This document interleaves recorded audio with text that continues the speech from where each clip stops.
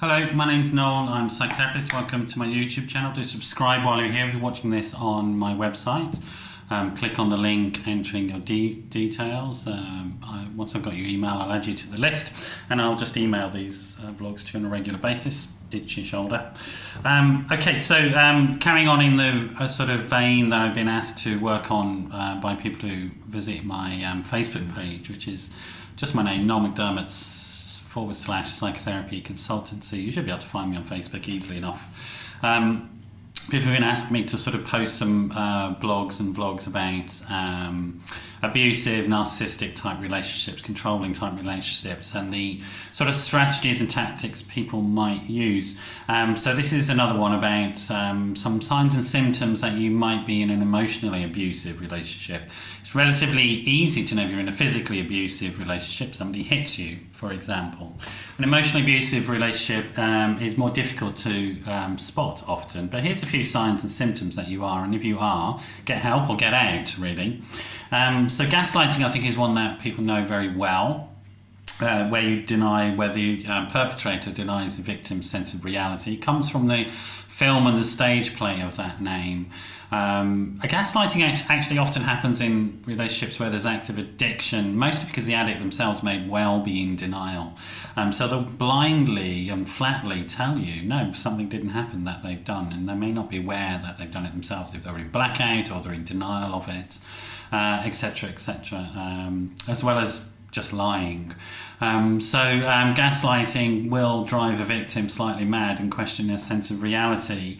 Another one is projection, where the perpetrator tries to get rid of feelings they don't like about themselves by projecting them onto other people. So if the perpetrator is feeling insecure, for example, they may go around criticising everybody else and undermining them as a way of avoiding those feelings themselves and saying nasty things about people. So I think most people understand that somebody who talks a lot about something in other people, negative attributes in other people, is often trying to avoid their own negative attributes. Other types are stonewalling, is a very classic symptom of emotional abuse. In fact, stonewalling we call one of the four horsemen of the relationship apocalypse. And it's essentially giving somebody the silent treatment. Isolating somebody in that way, sending them to Coventry, is pretty horrible behaviour. And if you're on the receiving end of it, it's very difficult, particularly from somebody that you may have strong love feelings towards. Emotional withholding is similar to that, but it's not quite exactly the same thing. It's withholding affection as opposed to just completely ignoring the person. So not showing affection because the perpetrator doesn't want to say that they're angry. They don't want to acknowledge that they're angry. Maybe they feel stupid about their anger or shame about their anger or whatever it is. But they won't honestly communicate verbally that they feel angry about something, that it's important enough to them to feel that feeling. And so they withhold signs of affection.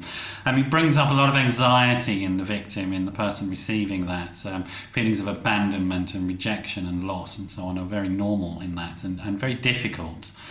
Twisting happens when you challenge somebody who's being abusive in some way, and then they twist it. They twist what you say and turn it back on yourself, and you end up being the person who has committed the problem or created the problem, the perpetrator. That's what happens in twisting. Irrational and intense rage, sudden bursts of rage, may not leading to physical abuse, but we call that walking on eggshells, that type of relationship where you're just afraid of somebody losing their temper all the time. That can be very, very destructive, and it produces a lot of stress hormones within the person. And then the other one is trivializing the accomplishments of the person being victimized. So just undermining them. So whenever anything positive happens, they find a way of criticising some aspect of the success or reducing it in size, etc. Not even celebrating it, not turning up to the celebratory dinner if something has happened, and avoiding any sort of signs of approval about the achievement. Those are a few thoughts. That's taken from a blog by Psych Central. I'm very grateful, very clear blog. Psych Central is very good if you want to have a look at some of these things. I hope that's helpful. Do come back another time. It's been great to have you here. And I will keep these blogs going on a regular basis. Do send me ideas for them. My contact is 07506 319 745 and info@noelmcdermott.co.uk. info@noelmcdermott.co.uk. Thanks for joining me. Hope to see you again. Bye bye.